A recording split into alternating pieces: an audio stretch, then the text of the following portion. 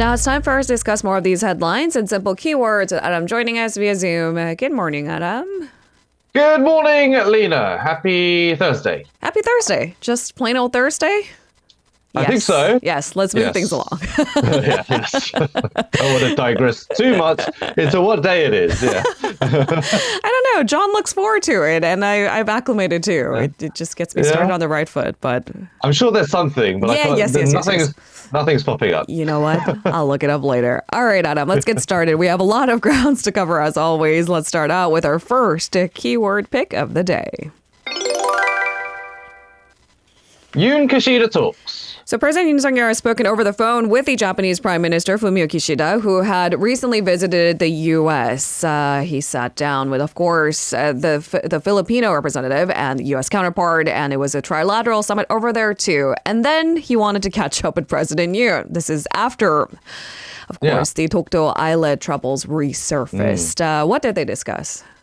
Yeah, so it was interesting to see that the Japanese Prime Minister, who actually initiated this phone call, kind of gave a post-mortem of his trip to the US. Right. So it kind of goes to show that certainly the relations between Korea and Japan are improving, despite those underlying, territorial and historical issues still being there. Now, the call lasted for about 15 minutes, starting at 7 p.m. During their conversation, President Yoon highlighted the importance of cooperation between Korea, Japan, and the U.S., especially given the growing instability in the Korean Peninsula and the Indo-Pacific region. And he emphasized that this cooperation is crucial for promoting peace and prosperity in the area. Kishida discussed his recent visit to the US and the advancements in US-Japan relations, of course, because they are trying to promote this trilateral cooperation between them.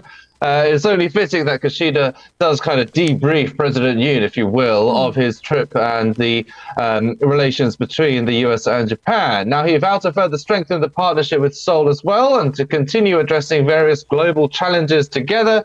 Building on the strong coordination with Washington, both leaders exchanged views on their strategies towards North Korea as well. They agreed to enhance their close collaboration on issues related to North Korea through both bilateral and trilateral frameworks. They also agreed to continue their robust communication and cooperation, building on the solid trust and positive momentum that had been established through 7 summits last year. This call was the first interaction between the two leaders after the ruling party lost in the general elections.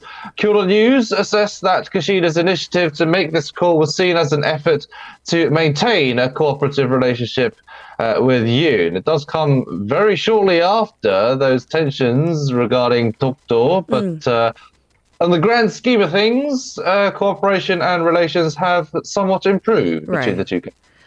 All right, let's move on to the economy section for the next 2 keywords. This is our second keyword of the day.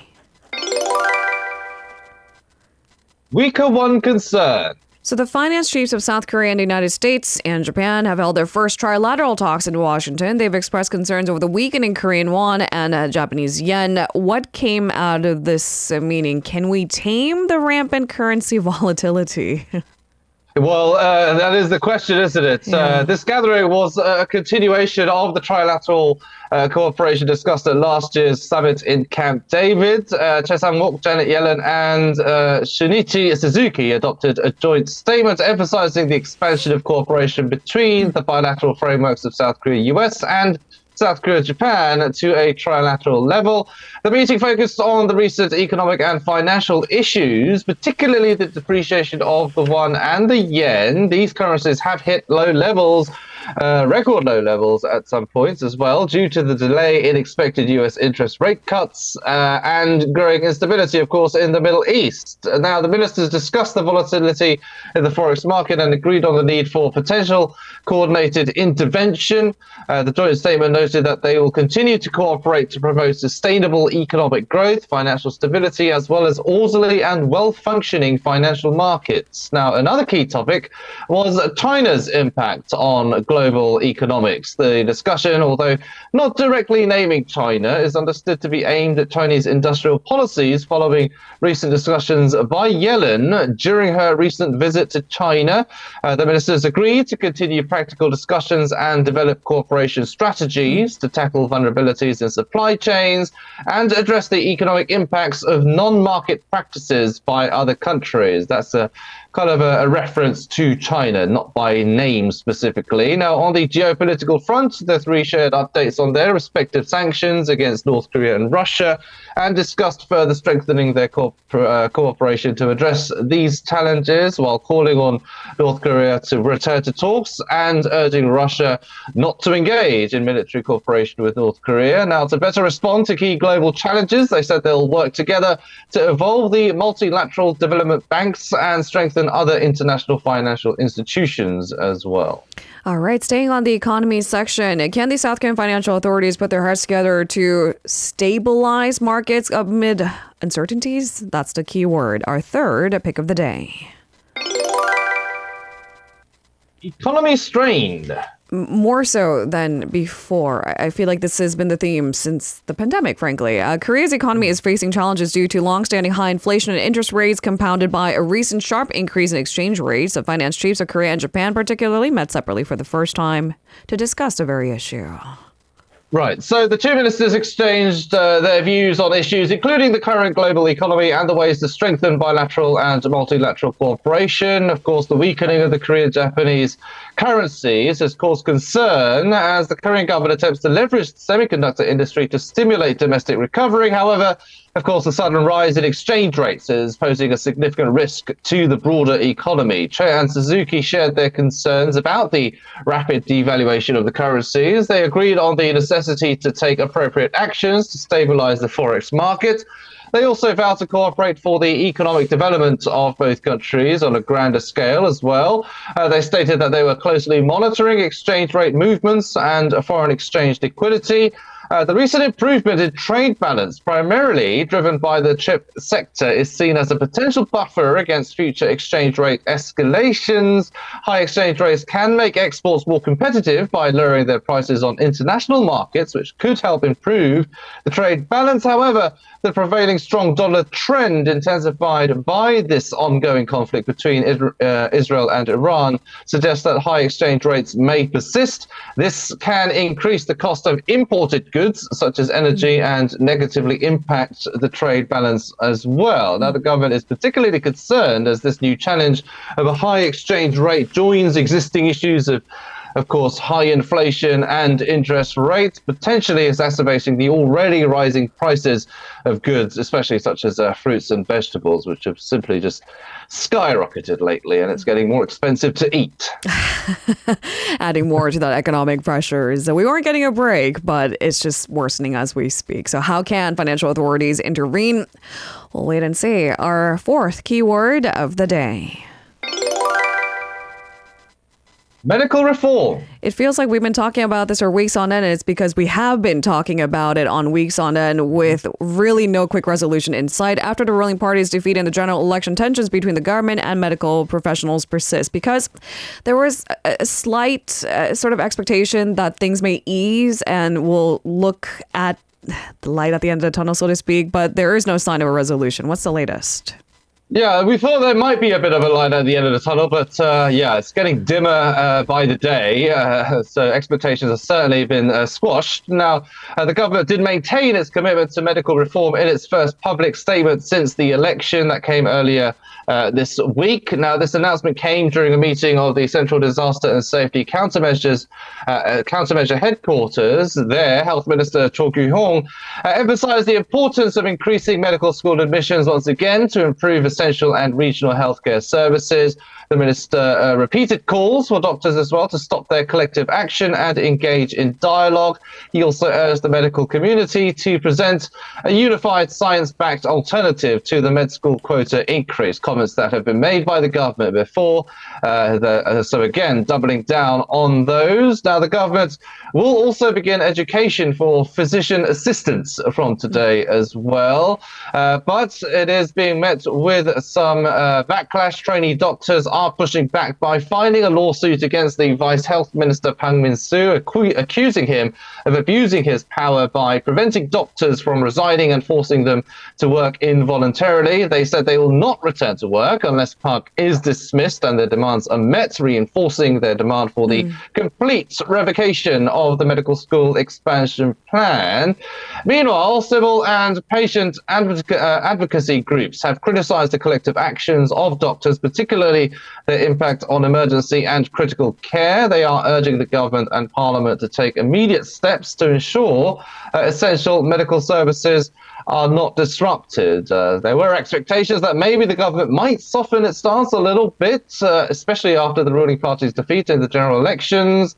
There were kind of some hints and comments by the government, maybe suggesting that was a direction it was taking. But with the latest meeting of the government and the health minister, it doesn't seem to be so. So they're still pretty adamant on not just medical reform, but other reforms as well. But in this particular case, they're still doubling down on their will to increase the medical school quota. All right, so the deadlock between the government and the medical community continues even after the general election. We'll leave it there for now so we can move on to our final keyword of the day.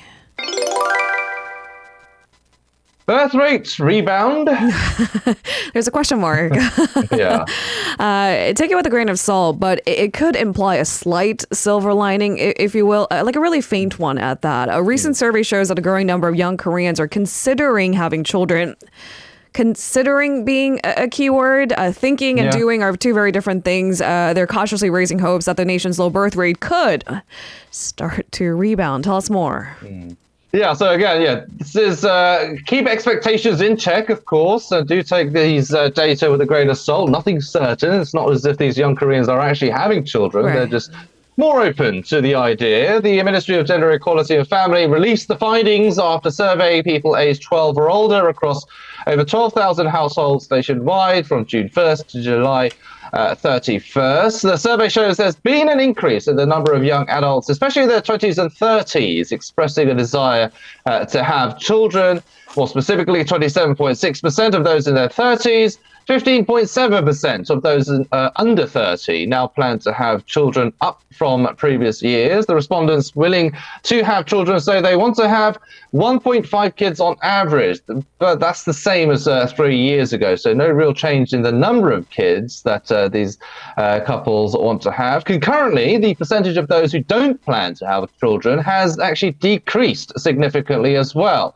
The survey also showed that women continue to bear a heavier burden regarding childcare and domestic chores. However, there is an emerging trend among young couples with an increasing number opting to share these responsibilities equally. I know a lot of couples and where sometimes, in some cases, the husband actually bears a lot of the lion's share of the household chores and childcare. But overall, in the grand scheme of things, and in generally speaking, it does seem, according to the survey anyway, that women do bear a heavier burden in that regard. And now the survey also notes that younger people now engage in more conversations with their spouses as well, contributing to healthier family dynamics. That's and of promising. Course, so talk more. Talk more. I mean, fight less.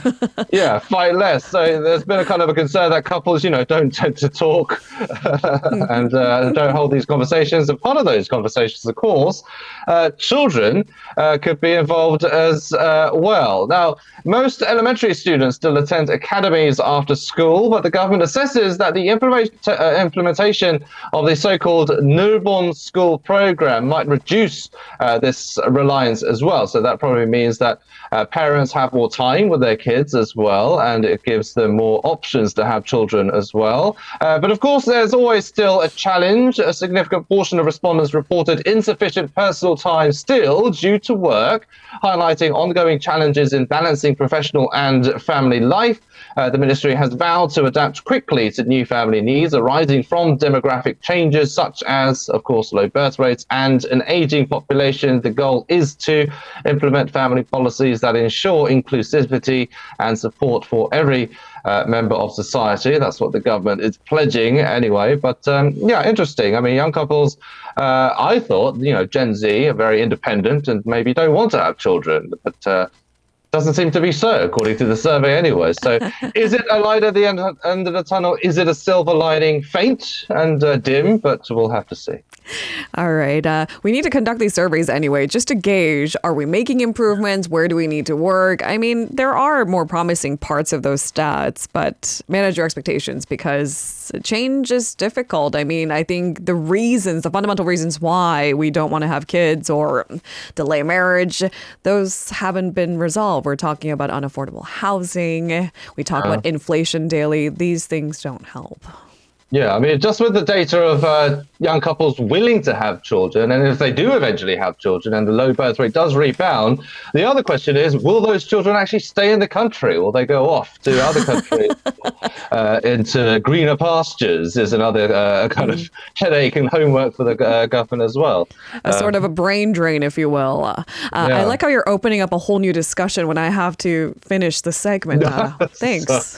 Cliffhanger for next time, maybe. All right, I'll see you tomorrow for that. Thank you very much. You're very welcome. See you tomorrow. If you're listening to our program using the podcast service, just a reminder that we do go live Monday through Friday, 7 a.m. Korea Standard Time. So tune in and help us make the show more informative by giving us your input. See you bright and early on Good Morning Seoul.